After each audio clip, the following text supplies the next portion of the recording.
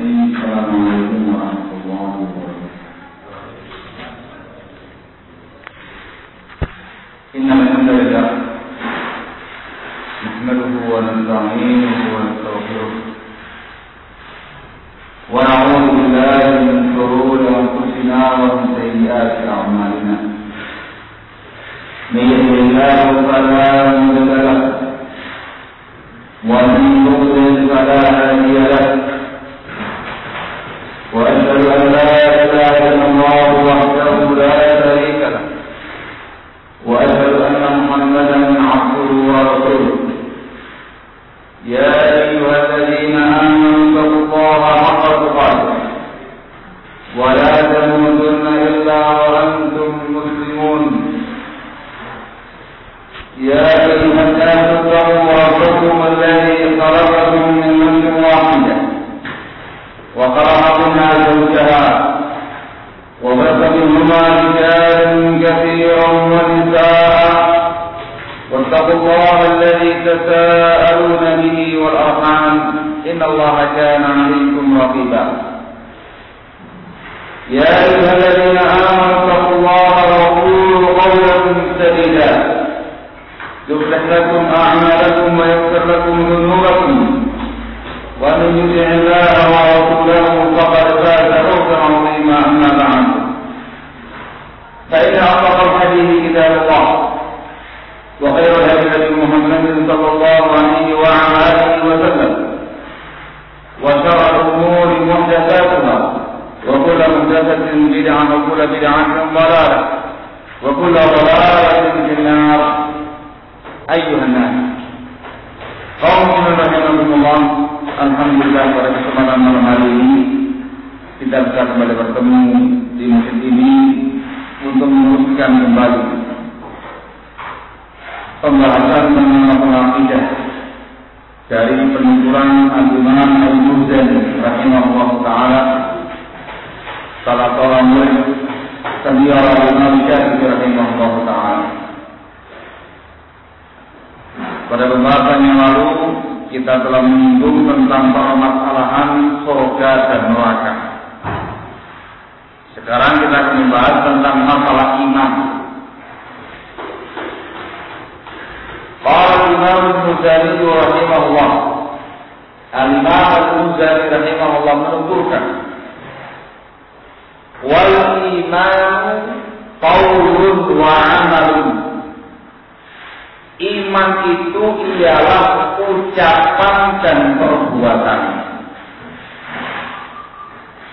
Ma'tiqadun bil janan, disertai dengan keyakinan hati.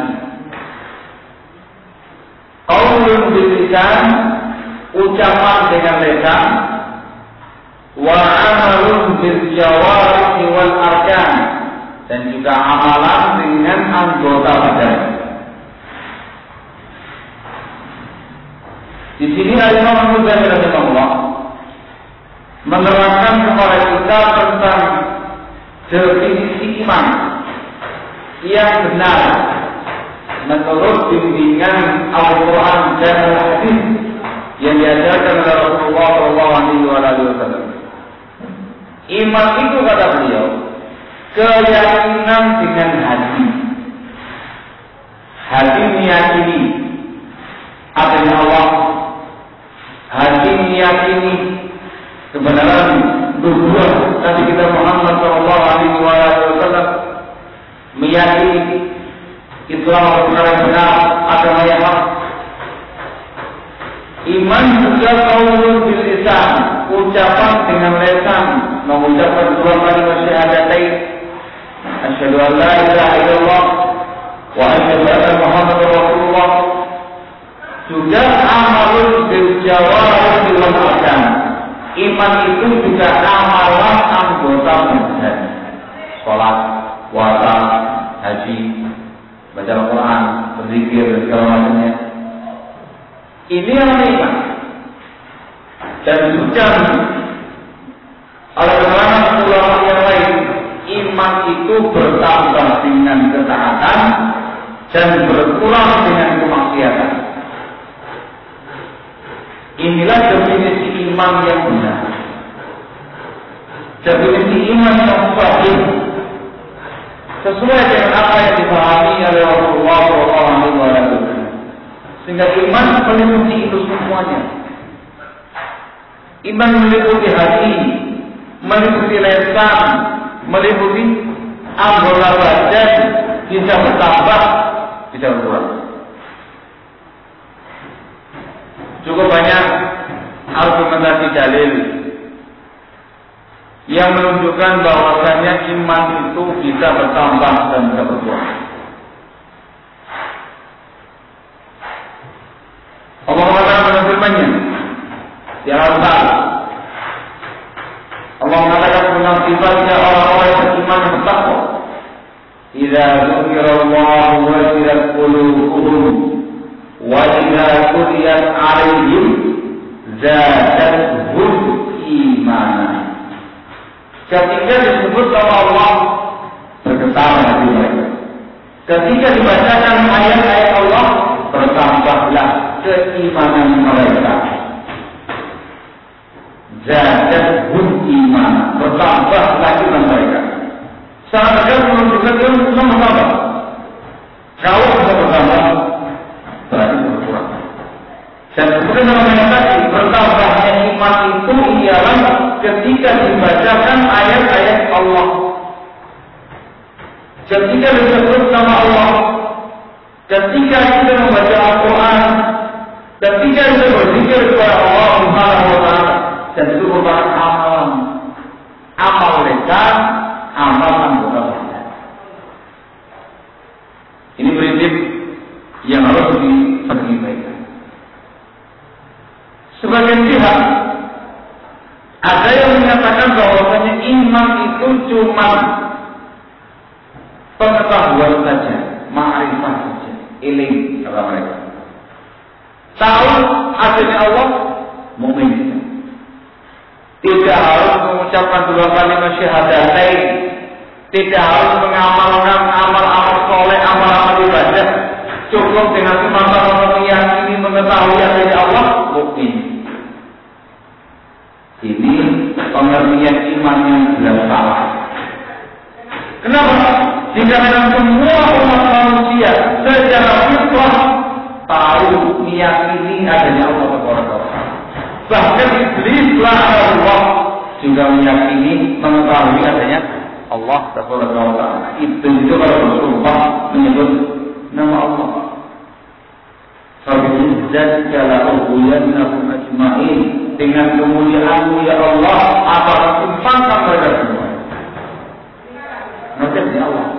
Kalau seandainya iman itu hanya semata-mata mengetahui, ingat, ilik, iblis beriman, orang kafir beriman, kaum musyrikin beriman, Yahudi beriman, Nasrani beriman. Benar.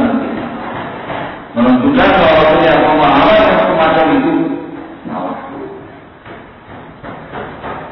Ada pula kaum muslimin yang menyatakan iman itu ialah keyakinan dalam hati dan ucapan dengan lisan saja, tanpa amal. Kalau kamu meyakini dalam hati Islam itu benar, kemudian kamu mengucapkan dua kalimat syahadatain, asyhadu an la ilaha illallah wa asyhadu anna Muhammadar Rasulullah, cukup kalau mereka. Tidak perlu beramal. Jika dengan yang namanya amal menurut mereka tidak termasuk keimanan. Tidak perlu sholat, dia tidak perlu puasa, dia tidak perlu berhaji, tidak perlu baca Al-Quran, tidak perlu berzikir, tidak perlu berdakwah, tidak perlu beramal-amal soleh yang lainnya. Ini jelas salah. Kenapa dikatakan dalam agama Allah ini, dalam Islam ini kita diperintahkan untuk melaksanakan sekian banyak amal-amal soleh, dan itu sebagai tanda bertambahnya iman, tanda ciri-ciri keimanan. Ketika menyebutkan sifat orang beriman, disebutkan amal-amal soleh yang mereka kerjakan. Ketika disebutkan ciri-ciri orang bertakwa, disebutkan amal-amal soleh yang mereka kerjakan. Menunjukkan Allah Subhanahu wa Ta'ala yang namanya amalan adalah keimanan. Tidak mungkin yang namanya iman dilepaskan dari amalan. Tidak mungkin. Maka pemahaman yang menyatakan iman itu hanya keyakinan dalam hati, ucapan dengan lisan saja, pemahaman yang keliru. Yang benar harus tiga-tiganya. Iman itu ikhlas dengan hati, ucapan dengan lisan, amal anggota tubuh. Bertambah dengan ketaatan, berkurang dengan kemaksiatan. Beliau mengatakan setelah itu, menegaskan bahwasanya amal termasuk iman. Wa umatiyani wal ghamani wa qarinani. Dan kedua-duanya iman dan amal itu sama, sederajat. Nirwaman, dua aturan yang baku. Wa qarinani, dua qarin, dua teman sejawat yang tidak perlu terpisahkan, gandeng terus. La nufarriqu bainahuma, kita tidak bisa memisahkan antara keduanya. Tidak mungkin dipisahkan antara iman dan amalan. Tidak mungkin. Beliau mengatakan la imana bila amalin, tidak ada iman tanpa amal. Wala amala illa iman, dan tidak mungkin beramal kecuali pasti dengan rasa iman. Orang ketika beramal soleh itu dorongan keimanan. Orang mengerjakan sholat berjamaah isya di masjid berkala hati, dorongan keimanan. Tanpa iman tidak mungkin dia mengerjakan sholat. Orang kafir tidak ada yang nanti untuk isya.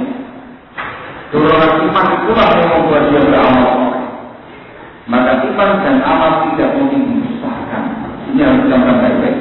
Ini prinsip besar Muslim rahimahullah yang harus dipahami dalam hati kita masing-masing. Sebab dalam memahami iman terlalu banyak pemahaman-pemahaman menyimpang yang bertentangan dengan prinsip yang diajarkan oleh Rasulullah Sallallahu Alaihi Wasallam. Sehingga perlu pahami iman itu ikhlas dengan hati, ucapan dengan lisan, amalan dengan anggota badan, bertambah dengan ketaatan, berkurang dengan kemaksiatan. Iktikad saja tanpa mengucapkan dua kalimat syahadat belum mukmin, belum muslim.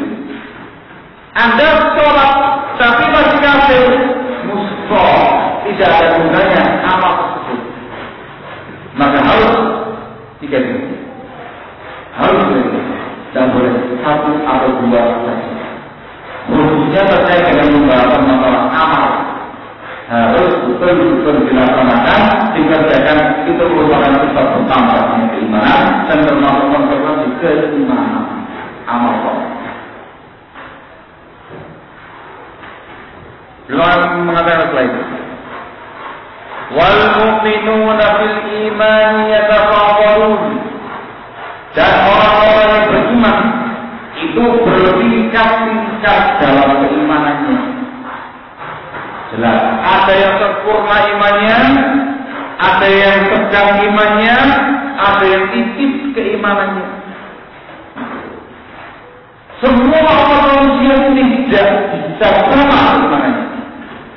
Iman kita dibandingkan dengan imannya para sahabat, kalah jauh. Gitu Pak ya? Harus diyakini. Iman person kita, masing-masing kita dibandingkan dengan imannya Abu Bakar Siddiq, dia belum ada apa-apanya. Iman seluruh manusia dibandingkan dengan imannya Rasul alaihi wasallam, dia tidak ada apa-apanya. Itu secara kenyataan saja diyakini. Begitu juga saya dengan pembahasan masalah argumentasi dari ini. Umat manusia muslim ini bertingkat-tingkat kadar keimanannya.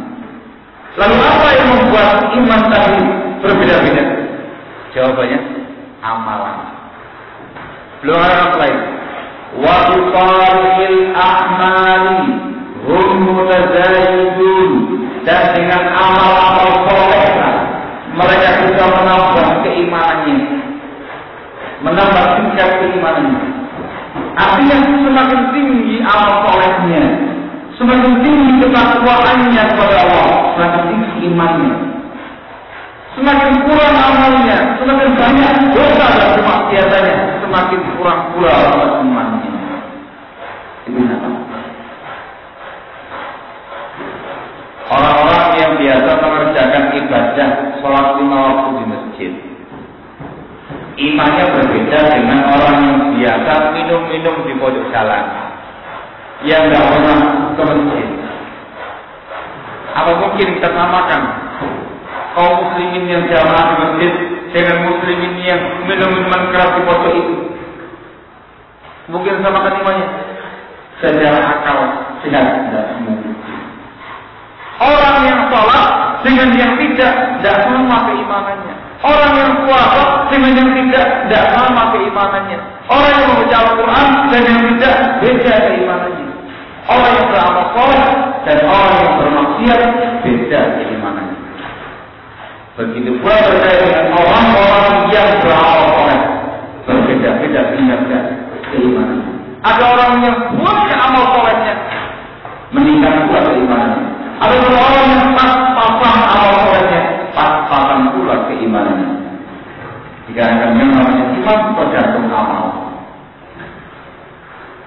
Prinsip ini kaum muslimin rahimahumullah adalah prinsip yang diambil dari keterangan di atas. Iman itu bertambah dengan ketaatan, berkurang dengan kemaksiatan, sehingga berbeda-beda dengan keimanannya. Prinsip ini kaum muslimin rahimahumullah membantah sebuah paham. Ada sebuah paham yang mengerikan. Sebagian ulama menyatakan paham kafir. Apa itu? Mereka mengatakan bahwasanya iman masing-masing orang itu sama. Kalau orang itu sudah mengucapkan 2 kalimat syahadatain, asyhadu an la ilaha illallah wa asyhadu anna muhammadar rasulullah, itu imannya dia disamakan kayak imannya malaikat Jibril. Dia mau berbuat bid'ah, apapun yang dia kerjakan dari maksiatan tidak akan mempengaruhi keimanannya. Dikarenakan iman memang tunggal, satu dan semuanya sama. Dikatakan oleh para ulama itu merupakan paham kafir. Kenapa? Dikarenakan memporak-porandakan semua ayat dan semua hadis yang memerintahkan kita untuk beramal soleh dan melarang kita dari dosa dan kemaksiatan. Nah, kalau kemudian orang berbuat dosa, imannya utuh. Nah, untuk apa kemudian ada ayat yang melarang kemaksiatan, ada hadis yang melarang kemaksiatan? Kalau seorang yang tidak beramal, imannya utuh. Nah, untuk apa ayat yang mengajak kita beramal soleh, hadis yang mengajak kita beramal soleh? Karena mestinya. Dikatakan oleh paham kafir. Itu paham kalau fikihnya disebut dengan murji'ah ekstrim. Paham murji'ah ekstrim. Hati-hati. Makanya Al-Imam Al-Ghazali rahimahullah ta'ala menegaskan kaum mukminin itu bertingkat-tingkat kadar keimanannya tidak sama.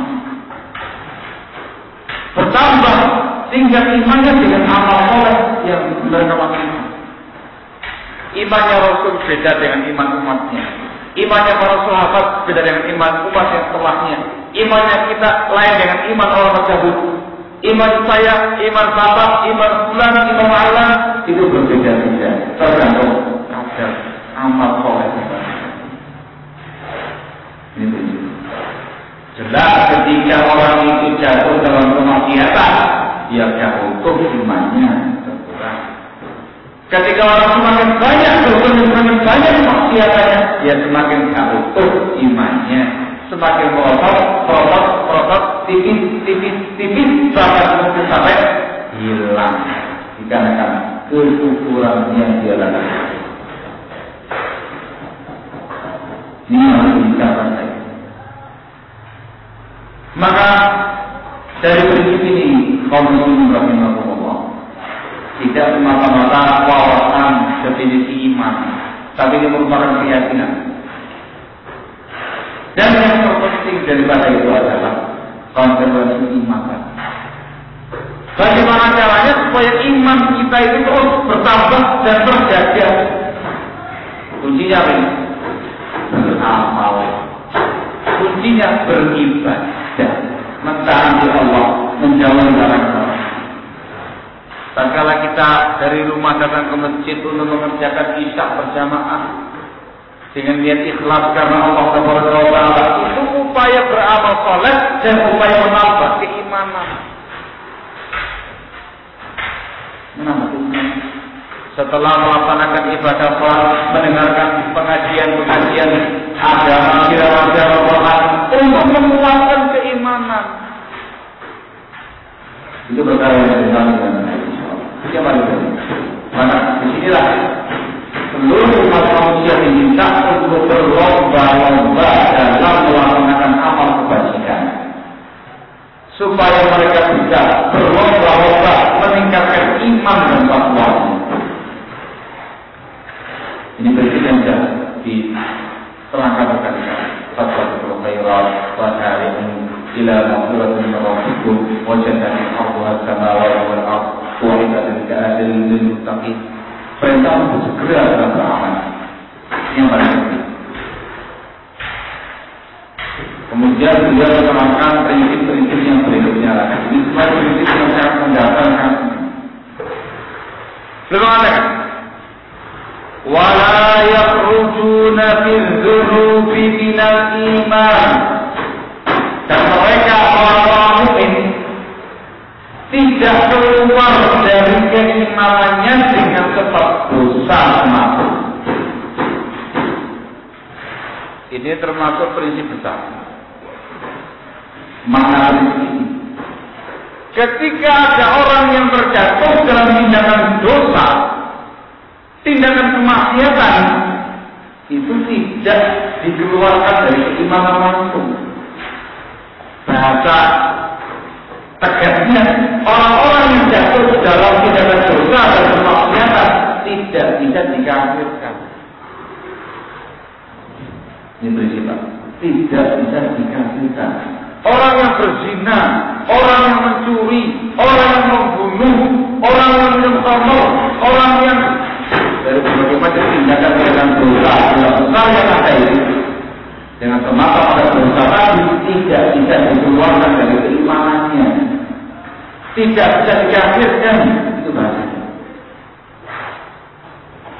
Ketika di sini, wala yukafiruna bi rukubi kabiratin wala isyan, dan mereka juga tidak mengkafirkan seseorang dengan tetap terjatuh dalam tindakan dosa besar atau kemaksiatan. Mereka yang tidak dikafirkan juga tidak mengkafirkan hal ini. Kaum muslimin rahimahumullah, yang merupakan prinsip besar dalam Islam, yaitu prinsip dalam mensikapi pelaku-pelaku dosa besar. Ringkasnya, prinsip yang diajarkan oleh Rasulullah SAW, orang-orang yang terjatuh dalam tindakan dosa besar dikatakan mukmin yang fasik. Dia mukmin dikatakan masih ada kadar keimanannya. Dikatakan fasik karena dosa yang dia kerjakan. Istilah yang lainnya, mukminun naqisul iman. Dia seorang mukmin yang kurang keimanannya, dan sempurna keimanannya. Berkurang keimanannya dengan sebab dosa besar. Dalilnya mana ini? Kita lihat dan cermati dalam Al-Quran, disebutkan dalam surat Al-Hujurat. Allah mengatakan dalam firman-Nya, wa in ta'ifatan minal mu'minina fatatalu fa aslihu bainahuma. Apabila ada dua kelompok minal mu'minin, dari kalangan orang-orang beriman, iqtatalu, saling perang. Perang sudah perang senjata, pertumpahan darah. Fa'aslihu bainahuma, maka damaikanlah antara dua kelompok yang bertikai. Saya mau tanya sekarang, peperangan antara muslim dengan muslim yang lain, perang saudara, satu sama lain saling membunuh, satu sama lain menumpahkan darah, tindakan dosa kecil ataukah dosa besar? Jawabannya, diem aja. Yang dilawan bukan orang kafir loh Pak, sama-sama muslim. Kampung sebelah dengan kampung sebelahnya lagi tawuran, perang, jatuh korban banyak yang mati. Dosa apa dosa? Dosa membunuh orang lain. Dosa kecil apa besar? Dosa. Kita perhatikan dalam ayat tadi, Allah Subhanahu wa taala masih menjuluki mereka dengan mukminin. Wa in ta'ifatani minal mu'minin. Apabila ada dua kelompok dari kalangan orang mukmin yang berperang, perang adu jasa, pertumpahan darah, tetap dikatakan sebagai mukmin. Ini dalil yang sangat kuat yang disebutkan oleh para ulama. Ketika ada orang yang jatuh dalam tindakan dosa besar atau kemaksiatan, tidak boleh dikafirkan. Masih dikatakan sebagai orang yang beriman, tapi kurang kadar imannya. Beriman tapi dia fasik dengan dosa besar. Kafir tidak. Kafir tidak. Ini juga membantah sebuah paham yang sekarang ini sedang bertebaran di mana-mana. Ini membantah pahamnya Khawarij. Sektinya namanya sekte Khawarij. Sekte Khawarij ini kaum muslimin rahimahumullah asal muasal pemahamannya ini. Mereka mengkafirkan semua pelaku dosa besar. Ada orang yang berzina langsung kafir. Ada orang yang maling menculik kafir kamu. Ada orang yang membunuh kafir kamu. Ada orang yang minuman keras kafir kamu. Langsung dikafirkan. Mengkafirkan semua pelaku dosa. Paham siapa itu? Paham Khawarij. Dari paham inilah merembet kepada pemahaman yang lebih mengerikan lagi. Mereka mengkafirkan siapa saja yang jatuh dalam tindakan dosa. Akhirnya mereka mengkafirkan para penguasa. Penguasanya ini penguasa tauhid kata mereka. Tauhid ini fokusnya bukan Islam, kafir. Itu terus merembet pemahaman tadi. Kalau penguasanya kafir, berarti orang-orang yang di bawah mereka, yang setuju dengan mereka kafir juga. Mereka sekarang ini dengan tegas menyatakan presiden sekarang ini Presiden Bapak Susilo Bambang Yudhoyono tegas mereka mengatakan kafir. Kenapa? Dikarenakan tidak berhukum dengan hukum Allah. Dikarenakan ini terjatuh dalam tindakan dosa besar. Langsung dikatakan kafir oleh mereka di majelis mereka. Nggak pakai teling-aling-aling, nggak pakai rasa malu, nggak pakai pengampunan, kafir. Mereka itu Pak. Jika dengan presidennya kafir, maka semua orang-orang di bawahnya yang setuju dengan presidennya kafir juga. Mereka mengkafirkan para menteri, mereka mengkafirkan yang duduk di MPR, yang di DPR, dan bahkan seluruh kaum muslimin yang setuju dengan undang-undang dasar 45 negara ini. Negara ya. Kita semuanya tinggal di Indonesia Raya NKRI, ya semuanya kafir dikarenakan Anda setuju dengan negara ini kafir. Ini dikarenakan cikal bakalnya mengkafirkan pelaku dosa besar. Akhirnya terjatuh pada pemahaman yang sangat mengerikan, mengkafirkan orang dengan perawanan. Nah, di sini Al-Imam Al-Muzani rahimahullah mengatakan dengan tegas, orang itu tidak bisa keluar dari iman dengan semata-mata dosa. Kita juga tidak bisa mengkafirkan orang lain dengan semata-mata dosa. Tidak. Ayat yang saya bawakan ini sangat jelas. perang aja masih dikatakan mukmin. Tapi ingat, mukmin yang kurang keimanannya atau mukmin dan dia fasik dikatakan dosa besar. Lalu apa tidak pernah mengkafirkan orang? Ya kan, kadang jiwa-jiwa muda ini kan semangatnya juga betul-betul kepinginnya mengkafirkan orang. Siapa itu? Mungkin saja. Tetapi orang-orang tertentu yang bisa kita nyatakan kafir. Yang pertama, ya orang-orang kafir sendiri. Dari kalangan orang Yahudi, Nasrani dan semua orang-orang kafir selain mereka. Mereka itu orang kafir. Jelas dikatakan dalam Al-Quran, mereka dinyatakan kafir. Innal ladzina kafaru min ahli kitab wal musyrikin fi nari jahannam khalidina fiha ulaika hum syarrul bariyah. Sesungguhnya orang-orang kafir dari kalangan ahli kitab Yahudi, Nasrani dan dari kalangan kaum musyrikin, mereka semua neraka jahanam, kekal di dalamnya selama-lamanya. Mereka adalah makhluk yang paling jelek. Tegas. Ada ayat yang mengatakan kafir, jangan katakan kafir.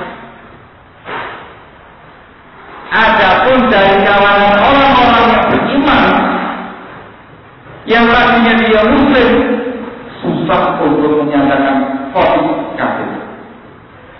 Rasulullah SAW pernah menyatakan dalam sebuah sabdanya, muttafaqun alaihi Bukhari Muslim, dari sahabat Abu Hurairah radhiyallahu ta'ala, sebuah ancaman yang mengerikan. Rasul mengatakan, man qala li akhihi ya kafir faqad ba'a ahadahuma. Barang siapa yang menyatakan kepada saudaranya, hei orang kafir, maka akan kembali pada salah satunya. Kalau yang dia tuduh kafir betulan, ya dia kafir. Tapi kalau yang dia tuduh, hei orang kafir, itu bukan orang kafir, balik kepada orang itu senjata makam tuan. Mengerikan, dengarkan. Dan rupanya ada sekian banyak persyaratan untuk mengkafirkan orang. Dan ada faktor-faktor penghalang yang harus kita singkirkan untuk bisa mengkafirkan orang. Panjang, baik-baik, susah. Ketentuan benar-benar untuk mengkafirkan orang lain. Inti yang saya tekankan di sini adalah Al-Imam Al-Ghazali rahimahullah menyatakan jangan bermudah-mudah mengkafirkan orang tanpa hak. Jangan kelampangan dalam mengkafirkan orang lain. Di antaranya pahami prinsip ini. Seseorang itu tidak keluar dari iman dengan semata-mata dosa dan kemaksiatannya. Kita juga tidak mungkin mengkafirkan orang lain dengan semata-mata dosa yang dia kerjakan. Sudah mengatakan dia masih beriman, tapi kurang keimanannya. Ada yang mengatakan dia orang yang beriman, tapi dia fasik dengan dosa. Masih beriman. Allahul musta'an. Kemudian beliau menjelaskan lagi pembahasan yang berikutnya. Wala mujibu li muhsinihimul janan atau jinan ba'da man aujaba lahu an-nabiy sallallahu alaihi wasallam. Dan kami tidak memastikan orang-orang yang berbuat baik di kalangan mukminin tidak bisa dipastikan masuk ke dalam surga setelah orang-orang yang telah dipastikan oleh Rasulullah SAW. Wala ashhadu ala musiihim binnar.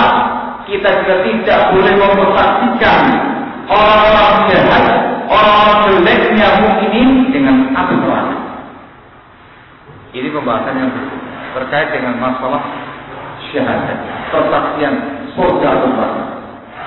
Prinsipnya kita tidak boleh memastikan seseorang itu dalam surga, termasuk ahli jannah, kecuali ketika ada ayat atau hadis yang menyatakan langsung demikian. Kecuali Allah sendiri yang mengatakan dia di surga, atau Rasul sendiri yang menyatakan dia di surga, baru bisa.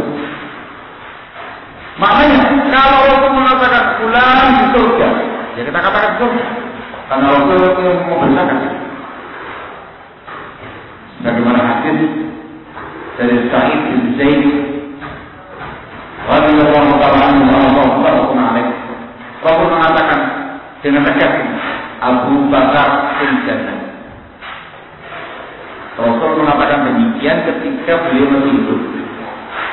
Dan orang-orang yang disebutkan nama-namanya itu masih hidup. Dikatakan Abu Bakar fil jannah, Umar fil jannah, Utsman fil jannah, Ali fil jannah, Abdurrahman bin Auf fil jannah, Zubair fil jannah, Sa'ad bin Waqqas fil jannah, Abu Ubaidah bin Jarrah fil jannah, Abu Talha fil jannah, dan yang terakhir Sa'id bin Zaid fil jannah. Beliau menyebut 10 orang. Dalam satu riwayat tegas mengatakan fil jannah. Sahih Bukhari Muslim dari sahabat Sa'id bin Zaid radhiyallahu anhu. Kalau yang seperti ini, kita bisa memastikan seperti itu dikarenakan Rasul yang memberitakannya. Allah mengatakan tentang Rasulnya, wa ma yantiqu 'anil hawa in huwa illa wahyun yuha. Rasul itu berbicara dengan wahyu, bukan dengan hawa nafsu. Ada riwayat kita bicara, Abu Bakar di surga, Umar di surga, Utsman di surga, Ali di surga, dan sampai 10 orang ini semua di surga. Kita sudah memastikan demikian dikarenakan saja Rasul. Kalau tidak ada kepastiannya, tidak boleh. Tidak boleh. Walaupun orang tadi dikenal kesalehannya, dikenal ibadahnya, dikenal imannya, dikenal ketakwaannya, berhubung tidak ada pernyataan Rasul langsung yang mengatakan dia di surga, kita tidak boleh memastikan. Tidak boleh memastikan. Kita hanya boleh mengharap dan berdoa. Semoga orang baik ini ditempatkan di surga. Kita berharap supaya ini harapan, doa. Kepastian tidak boleh. Ya. Apalagi ketika orang itu masih hidup. Ya, kenapa yang namanya orang itu masih belum jelas khotimahnya, husnul khotimah ataukah su'ul khotimah. Jangan-jangan awalnya bagus, awal soleh, imannya tinggi, takwanya tinggi, di akhir hayatnya melenceng, su'ul khotimah. Apa awalnya soleh, sering maksiat, sering dosa, di akhir hayatnya taubat, bagus, husnul khotimah. Ada juga. Maka berikutnya kaum muslimin tidak diperbolehkan memastikan orang itu dalam surga, kecuali orang-orang yang telah dipastikan oleh Rasulullah Sallallahu Alaihi Wasallam. Ada perkara umum boleh, orang-orang yang beriman tempatnya surga boleh, orang-orang yang bertakwa dipersiapkan surga boleh. Orang-orang yang muhsin, yang berbuat ihsan, supaya surga boleh. Hukum perintah sekarang memastikan secara kosong. Dan bisa mengatakan Ustaz fulan di surga. Ustaz loh itu, ilmunya banyak, ilmunya tinggi, amalnya masya Allah. Walaupun setinggi apapun ilmunya, sebanyak apapun amal solehnya, dikarenakan tidak ada kepastian dari Rasul, kita tidak boleh memastikan. Kita tidak mengharapkan sesuatu. Begitu pula sebaliknya, kita tidak bisa memastikan orang yang berbuat dosa, orang yang berbuat jahat dengan neraka. Dan lihat orang betul-betul fasik, orangnya betul-betul suka bid'ah, orangnya betul-betul suka klinik dan segala macamnya, tidak bisa kamu katakan kamu ini benar. Oh, tidak bisa. Tidak bisa. Kecuali orang-orang tertentu yang ditetapkan dalam Al-Quran atau dalam sabda Rasul termasuk benar. Seperti siapa yang dipastikan benar? Hah? Siapa? Abu Jahal. Siapa lagi? Fir'aun. Siapa lagi? Contek. Siapa lagi? Abu Lahab. Abu Lahab. Tabbat yada Abi Lahab wa tab. Tiga nama berpastikan kita bisa memastikan Abu Lahab di neraka. Fir'aun di neraka. Abu Jahal di neraka. Bisa. Dan kepastian. Tetapi kalau tidak ada kepastian, maka tidak boleh kita menyatakan orang ini fulan alam di neraka. Tidak boleh. Yang boleh kita hanya mengkhawatirkan. Khawatir orang-orang jelek tadi itu diadab dengan apa? Khawatir. Takut. Itu sudah diizinkan. Memastikan ini prinsip yang sangat besar yang harus dijalankan baik-baik. Yang berhak untuk menyatakan di surga, di neraka itu hanya Allah Subhanahu wa taala dan Allah mengizinkan Rasulnya saja sallallahu alaihi wasallam. Serta masing-masing kita jadikan izin untuk menghukumi dan memastikan orang di surga atau di neraka. Prinsipnya orang baik kita harapkan di surga, orang juga kita khawatirkan.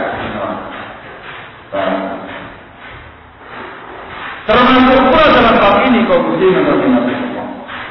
Kita tidak boleh menyatakan si fulan orang sempurna keimanannya. Tidak boleh. Dikatakan anta mukmin kafir, kamu yang mukmin yang sempurna keimanannya. Tidak boleh. Kalau yang orang pernyataan yang semacam itu hampir sama dengan menyatakan kamu di surga. Juga benar dalam bab ini ya tidak diperbolehkan memastikan orang itu mati syahid. Juga diantaranya. Dan dia mengatakan fulan syahid. Apa berarti gelar? As-syahid fulan. Padahal tidak ada pernyataan dalam hadis atau pernyataan Rasulullah SAW dia dikatakan bunuh syahid. Kalau umum boleh, Pak. Ingat ya, kalau secara umum boleh. Barang siapa yang berjihad fi sabilillah dan dia mati syahid. Boleh. Tapi kalau kosong as-syahid fulan. As-syahid fulan. Kenapa boleh? Kenapa tidak boleh? Dikatakan menyatakan dia mati syahid itu sama dengan menyatakan dia dalam surga. Kenapa? Ganjaran orang yang mati syahid surga. Ya, kata lagi yang lain. Ini harus dijelaskan. Ini prinsip yang harus dipahami dan inilah yang dituturkan oleh Al-Imam Al-Ghazali rahimahullah dan semua yang disebutkan di atas itu merupakan prinsip keimanan yang disepakati oleh kaum muslimin yang sesuai dengan bimbingan Rasulullah SAW. Barang siapa yang menyimpang dari prinsip di atas maka masuk dalam garis pemahaman yang benar. Mudah-mudahan kita menyampaikan. Saya kira cukup dan selamat berlangsung. Sepertinya tidak ada perkara yang dipertanyakan dan gampang jawabannya. Silakan. Allah. Monggo.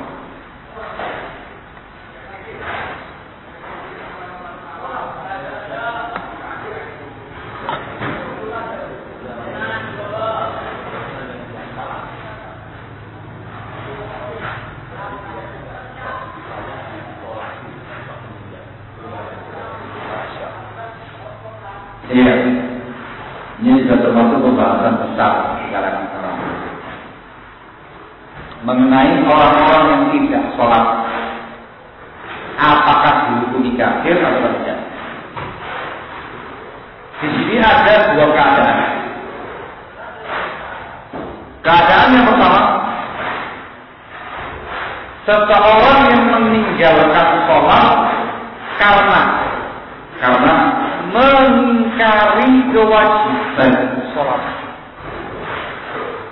mengingkari kewajiban sholat, ini kafir dengan kesepakatan para ulama. Kafir dengan kesepakatan para ulama. Kesepakatan para ulama. Kenapa ya? Mengingkari kewajiban sholat. Tegas dia mengatakan, aku nggak mau sholat. Tidak ada kewajiban sholat. Ini ngomongnya ini berapa dari dengan penuh keyakinan, dengan penuh kemantapan, dengan penuh luar biasa. Jawab. Tidak ada dengan kesepakatan para ulama dia kafir. Kafir ya itu Pak. Dinamakan dengan orang kafir yang lainnya. Yang apa itu sholati? Dikuburkan di kuburannya orang kafir bukan. Artinya dia murtad dari agama. Keadaan yang kedua, seseorang yang meninggalkan sholat bukan karena mengingkari kewajiban, tapi meninggalkan sholat karena malu. Ini yang banyak. Malu atau meremehkan sholat. Ayo belajar alat-alat malu. Kamu yang kerja ada kewajiban sholat? Ya ada. Islam itu ya ada sholatnya. Dunia Islam orang pasti demikian. Jadi rukun Islam itu ya ada 5, yang lainnya sholat. Tapi masih betul yang lain. Ayo. Malam. Dalam keadaan yang kedua ini meninggalkan sholat karena malam, ini ada perbedaan pendapat di kalangan para ulama. Yang sama. Sebagian ulama mengatakan kafir juga. Kafir ya sama naik kepala pati. Dia kasih sholati. Dikatakan murtad dari agamanya. Pendapat yang pertama. Pendapat yang kedua mengatakan belum sampai tingkatan kafir. Tapi di tepi jurang kekufuran hampir saja kafir. Kan sudah jadi hampir saja. Dia betul-betul jatuh dalam sebuah tindakan dosa yang amat sangat besar yang hampir saja menjerumuskan dia dalam usaha. Kan masing-masingnya itu memiliki argumentasi yang banyak dan sama-sama kuat. Jelas. Jadi ya dalam masalah yang semacam ini kita mengkaji argumentasi masing-masing, kemudian kita pegangi yang kuat dan kita amalkan sesuai dengan pendapat yang kita pegangi. Itu konsekuensi. Kalau kita memegangi pendapat yang mengatakan kafir, itu konsekuensi. Kalau dia kafir ya berarti tidak disolatkan. Kalau misalkan dia mati kemudian memiliki ahli waris yang masih muslim, nggak bisa mewarisi hartanya, beda agama.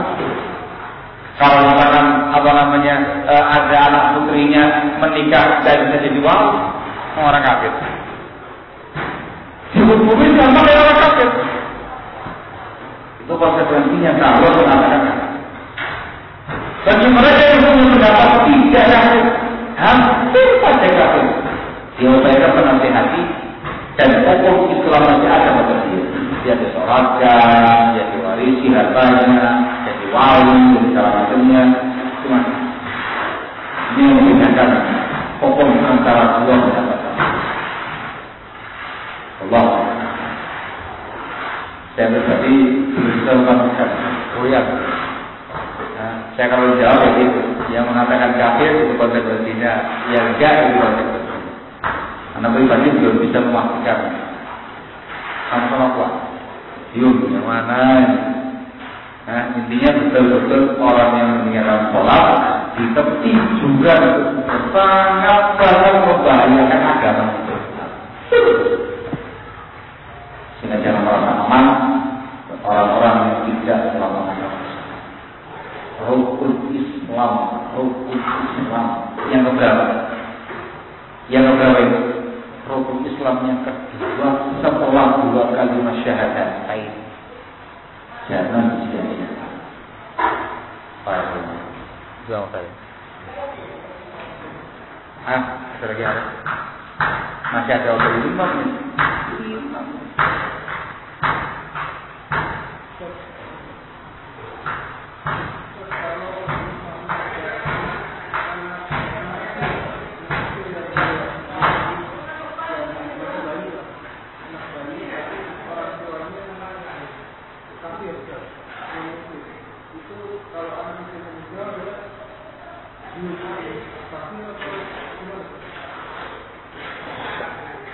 Pertanyaannya itu ada yang enteng. Ini semua pertanyaan berat. Ini pun juga termasuk pembahasan panjang dengan para ulama. Tentang masalah ini ada sekitar 8 pendapat. Nah, tadi cuma 2 pendapat, ini 8. Disebutkan oleh Imam An-Nawawi dalam Syarah Muslim, juga disebutkan oleh Imam Syaukani khusus dalam sebuah risalah Afhalul Syirki. Yang kita bahas sekarang ini anak kecil yang betul-betul masih baik. Belum ini. Tapi dia dari orang tua yang kafir tinggal bercerita. Bayinya orang kafir mati. Masya Allah. Ini khilaf panjang. Namun pendapat yang dikuatkan oleh sebagian ulama kita seperti yang dikuatkan oleh Imam An-Nawawi tadi, dan juga beberapa ulama yang lainnya menyatakan dari argumentasi yang ada yang paling kuat, pendapat yang menyatakan bahwasanya afalul musyrikin, bayi-bayinya kaum musyrikin yang meninggal dunia ketika bayi itu di surga. Ini jannah. Di antara argumentasi yang bawakan hadis, la min mawludin illa yuladu 'alal fitrah. Tidak ada satu bayi pun yang dilahirkan melainkan dilahirkan di atas fitrah. Bayi loh ya, belum terwarnai. Fitrah ya, suci masih putih. Kalau tempatnya adalah surga. Ini pendapat besar. Apalagi bayinya kaum muslimin bisa dibahas. Itu semuanya sepakat. Dikatakan usul min afwahil jannah. Bulu-bulu sedikitnya saja. Itu bayi-bayinya muslim dari keluarga muslim yang meninggal ketika jangan orang tuanya sudah.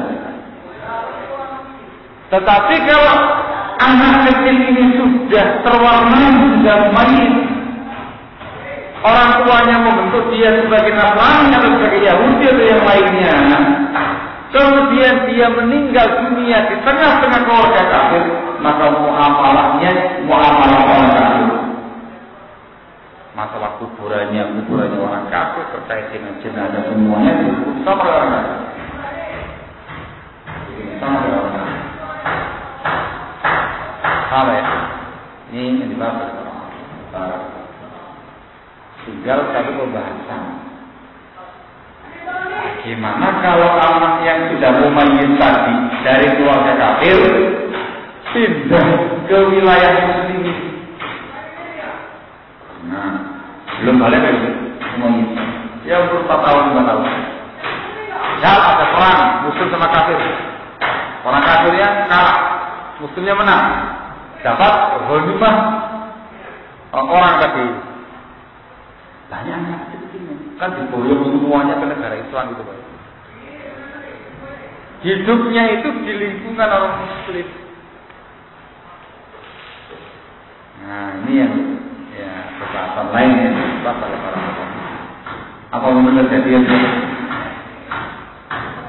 di zaman sekarang ini? Apakah terjadi yang semacam ini? Anak kecil yang tadi di keluarga non-muslim pindah ke keluarga muslim, mungkin terjadi sangat mungkin.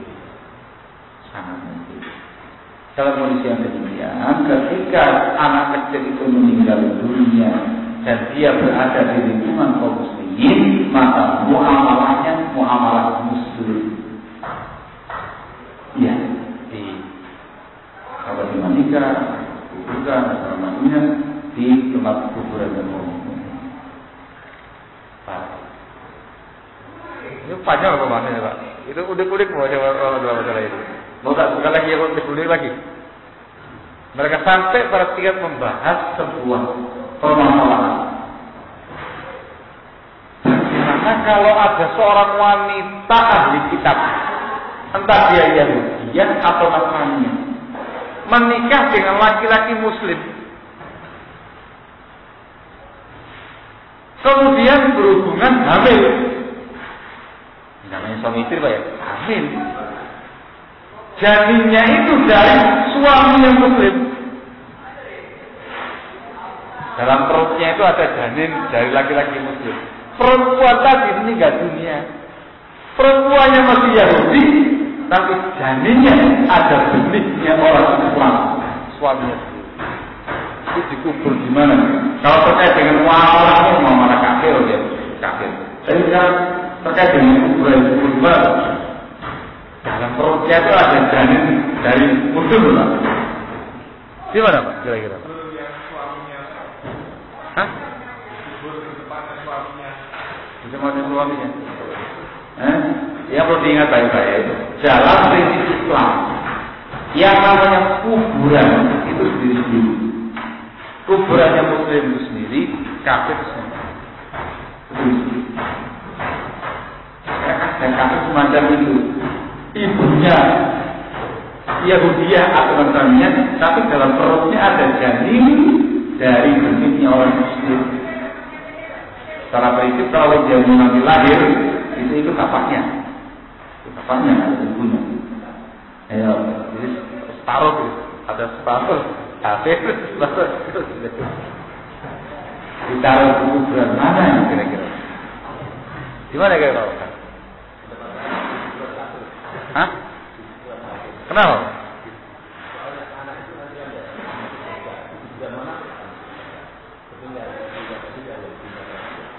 Artinya yang dipandang ibunya tadi.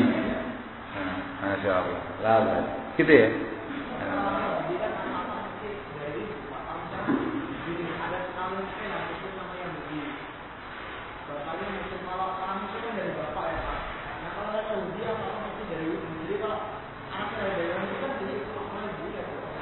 Ya bukan sekarang Muslim Islam, bapaknya Muslim. Ketika dia secara hukum Islam, ketika dia nikah dengan perempuan Yahudi dan punya anak, itu bapaknya. Ya memang beda sama kamu itu.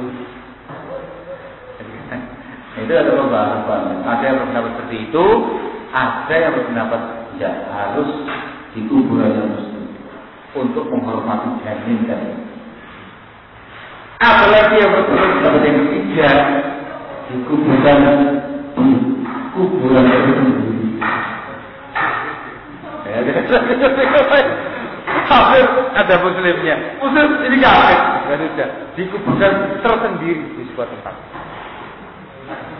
Ini yang aman. Jadi keadilan dulu ya. Ada hal yang penting. Luas sekali pembahasan para ulama dalam pokok. Saya kira dulu. Saya mohon maaf saya katakan yang benar, mudah-mudahan bermanfaat. Assalamualaikum warahmatullahi wabarakatuh.